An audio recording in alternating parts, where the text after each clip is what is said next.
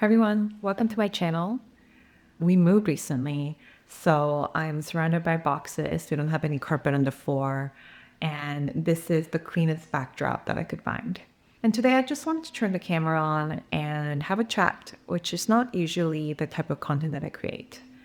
And this is partly because my closet is a mess, but partly because moving has put me in a really reflective space about consumerism. I have moved a lot in my life. My parents loved moving and I inherited that. And all throughout my 20s, I moved around continents. So despite being somebody who loves fashion and buying pretty things, I never prioritized collecting those beautiful things because I always had to downsize all my belongings into 2 suitcases. And I was quite content with that lifestyle for a long time. Now that I'm in my 30s, I'm married, my life is a little bit slower, I'm more focused on my career, and also because I have a lot more disposable income, I've been collecting a lot. As you might know, I love vintage, I love shopping, and despite wanting to be very intentional and curated with my closet, this move was a huge wake-up call. TLDR is I moved into this new place quite disgusted with how much stuff I own. I think partially it was the fact that it was the first move that was so big that we had to hire movers. And while some people might already be used to that, it was the first time for me. So that was one part. But another part was that it is true that even though I try to be intentional with my purchases, I had accumulated a lot of stuff. I am embarrassed to say that I got rid of 15 coats and I probably could have gotten rid of more. And I live in a city that never gets that hot or never gets that cold. So I don't know where those coats came from. And I got rid of something like 10 pairs of shoes. And I feel much lighter and I want to continue that habit with the rest of my closet. As you know, I recently purged a lot of my dresses, if you haven't seen that video. So the purging continues. But it put me in a reflective mood because I don't think consumerism is bad. How we dress and what we look like is so much a part of our human existence and living in this modern society. And honestly, if it brings you joy, why not? So I personally don't prescribe to having a capsule wardrobe or having like a very minimalist lifestyle. Also because my lifestyle doesn't warrant that. I'm not backpacking around the world right now. I am very much settled and quite happy in the city and I want to grow my home with my husband. So why is it that I'm left disgusted with the amount of things that I own? And what is the right balance? There's so many advices out there, like one in, one out method, the flipping the hanger method, which is like every time you wear an item, you flip the hanger so that by the end of like 6 months or a year, you know exactly what you have worn and weren't not worn. What else? I mean, capsule wardrobes. I think, I love basics. I love the idea of buying pieces that you can pair with multiple items in your closet. But I look at capsule wardrobes and they're all the same. And there's nothing special about them. And I love special, funky pieces. My sweaters are wild and I love them for it. I have far more bold sweaters than like basic, neutral sweaters. I feel like I'm in this really weird bracket of loving to shop, prioritizing fashion, and really getting a lot of joy out of buying things for myself, but never wanting to be so frivolous, appreciating long-lasting classic pieces, but also my heart goes out to really one-of-a-kind, can't wear it all the time pieces that are vintage and really unique. And I love treating myself to luxury items because I can afford it and they bring me joy. But at the same time, sometimes wearing luxury items make me feel a little uncomfortable because I have to be a little bit too cautious with the things that I wear. And do you relate to that? Like, I feel like the internet is full of the extremes, the super minimalist curated women that have their closet dialed down. And then there are influencers that have more clothes than they can wear in a year. Where's the middle ground? And what is my middle ground is what I'm trying to define. What I do know about myself is that I like variety. While I have no shame in outfit repeating, I do like to wear something different every day because it makes me feel good. It makes me start the day with energy. I will forever have a soft place in my heart for beautiful vintage pieces. And I actually love the process of looking for those pieces more so than actually buying them.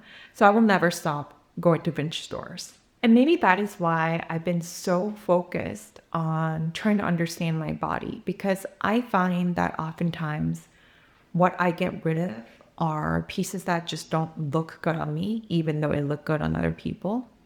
So I feel like I need to continue to be really strict with myself about what suits me, my body, but also my lifestyle and the rest of my closet. But I also think another thing is I have to be more comfortable letting things go. And I think that's just the nature of consumerism. Like, you buy things, you discard things to buy more things. And I find that I have trouble letting go of things that I spent a little bit more money on. For example, do you remember when like moto jackets were all the rage from All Saints? I have two of those and I love them to death. I have a lot of memories attached to them. And they were an investment, especially for me at the time. Now that style is very outdated. It is a little bit too tight. I much prefer boxier pieces, and I already have pieces that fill that hole. Yet I'm having trouble letting go of them. Like, if I really do want to only have pieces that I love in my closet, then I have to be willing to let things go. And I think this move encouraged me to let go of those pieces. And I hope that energy and that mood to discard comes to me a little bit more regularly so that I keep a very curated closet. And, I use the word disgusted because that is genuinely how I feel now. But I know myself, like a month from now, 2 months from now, I'll probably have new pieces. And I think that's okay. Like, we don't have to feel so guilty about wanting to buy things that we love. When I was discarding a lot of items this time, maybe like 3 to 4 luggages worth of clothes and shoes and accessories, I really try to have a mindset of this is a lesson. I remember falling in love with that fur coat and eventually buying it, but I only ended up wearing it once because why would you wear a fur coat in California? So I took that as a lesson to, for example, really check your excitement when you see something that you like, whether it's impulsive or it is genuine excitement because it fills a hole. Another thing that I was telling myself was that trend items are trend items and they will go out of trend. They might come back, and I know some people have kept their items long enough so that, when a trend comes back 5 years, 10 years from now, they're able to really enjoy it. And, I have definitely had moments where I'm like, oh, I used to have something like that and that would have been perfect for now. But is it worth keeping that item for 5 to 10 years so that you can rewear it again? For me, no, because I don't live in a giant house with a giant closet. Like, I always have to keep my closet tight, and I prefer it that way. That's just my preference. So I have to be okay with enjoying the trendy pieces that I bought, but also letting go of them. One advice that I really do like that is out there is to gut check whether you are buying for your idealized version of life or your actual life. And I definitely prescribe to the former, especially when it comes to vintage. Like, I admire other people's styles so much, especially because I love following like foreign influencers. I just find that really inspiring. But that's not necessarily my life. And just because it works for them does not mean it works for me.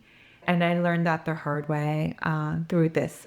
There were several pieces that I loved that just simply did not fit my lifestyle. And I had to just accept that.